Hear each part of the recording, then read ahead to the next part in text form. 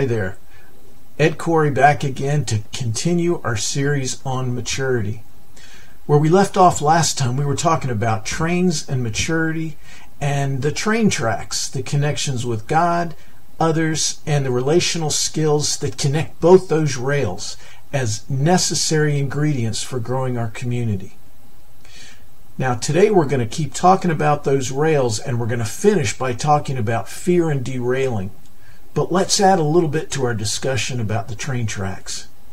See, what we're really talking about with the track in connecting with God and the track and the need to connect in life-giving relationships with other people, we are really talking about spiritual maturity, which is about growing a deeper, more interactive relationship with God in a way that changes our heart from the inside out, totally grace-based. And we're also talking about emotional and relational maturity. That has to do with becoming part of community. Multi-generational community is best, and community that's centered in joy and a maturing love together. And the relational and emotional skills that we need to connect with God and connect with other people and reconnect with God and others when things go wrong. You see, growing our maturity is a matter of increasing our spiritual and our emotional relational maturity. To get our train where it wants to go, the two are inseparable. Now, what happens if our spiritual maturity track or our emotional relational maturity track aren't really solid? Well, what happens is we derail. And do you know what happens when we derail? We're functioning in fear. The scripture is really clear that perfect love displaces, or maturing love displaces fear. Why? Because fear has to do with torment. You see, if you or I go off the rails, we're not just missing maturity, but we're going to be tormented. It's like the kind of things that happened to Adam and Eve way back in Genesis. You know, as soon as they had a problem in their relationship with God, they also had a relationship problem with each other. Their emotional, relational, and spiritual maturity took a crash dive.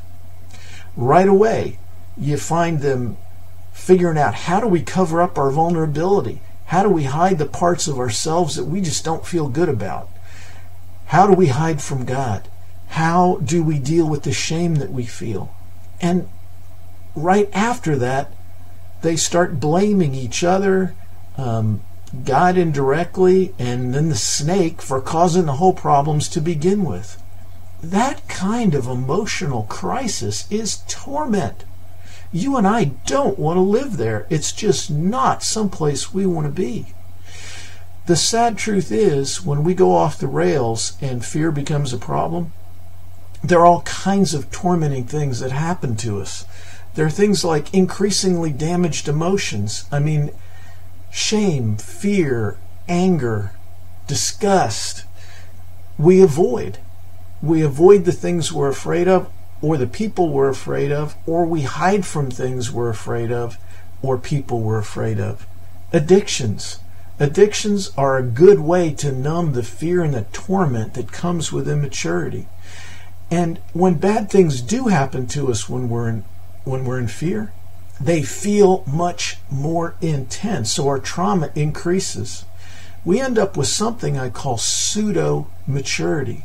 It's like we go along covering up, trying to pretend that everything's fine and trying to look like everything's going all right when we're dying inside.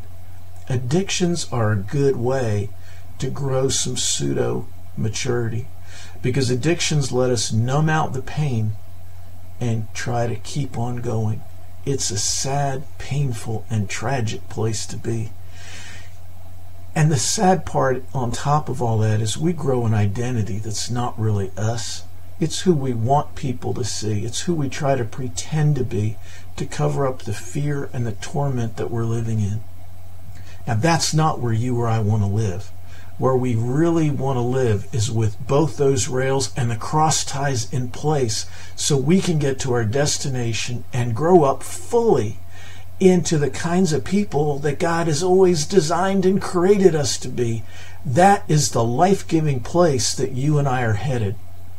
Now, you know what we're going to talk about next? We're going to talk about how brain science actually establishes what the Scripture is talking about when it comes to love and fear.